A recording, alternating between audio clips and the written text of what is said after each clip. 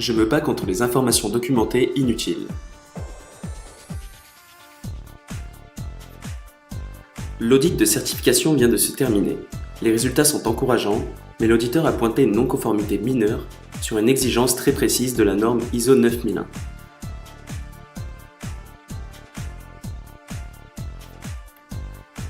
Je relis de manière très attentionnée la norme et il faut bien avouer que je n'ai pas la même interprétation. Ce qu'il déclare comme une exigence me paraît davantage une maraude personnelle.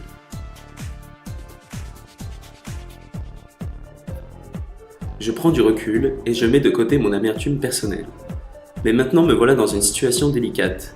Je dois définir une action corrective sur une situation qui n'intéresse pas l'organisation et qui peut même alourdir le fonctionnement interne. Je réfléchis et je décide cette année de ne pas lui donner la réponse qu'il souhaite, mais de faire preuve d'imagination pour éviter de créer une usine à gaz.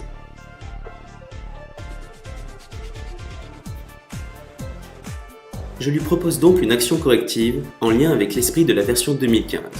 Il n'y aura pas d'informations documentées dans ma proposition.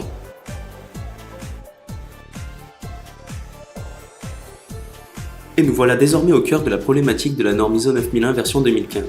Il faut bien faire les choses mais sans forcément les documenter, surtout si cela n'est pas utile. Le sujet est vaste, car comment arriver à prouver sans documenter? Comment donner la preuve de la réalisation d'une activité si celle-ci n'est pas tracée?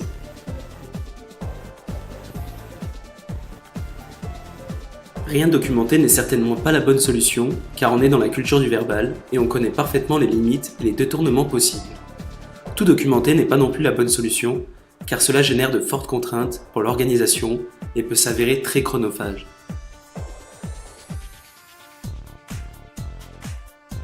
Alors, il faut engager une réflexion de fond pour trouver cet équilibre entre le tout et le rien.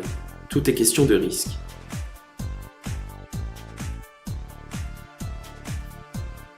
Cette recherche doit être réalisée par l'organisation interne et valorisée par les auditeurs externes. On n'audite pas la version 2015 comme on audite la version 94 de la norme ISO 9001. Les temps changent, les réflexes d'auditeurs doivent aussi s'adapter à ce changement.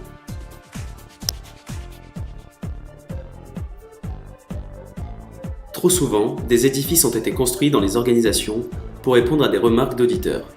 Une réponse à un constat doit être également mûrement réfléchie pour que la solution perdure dans le temps sans gêner le fonctionnement normal de l'organisation.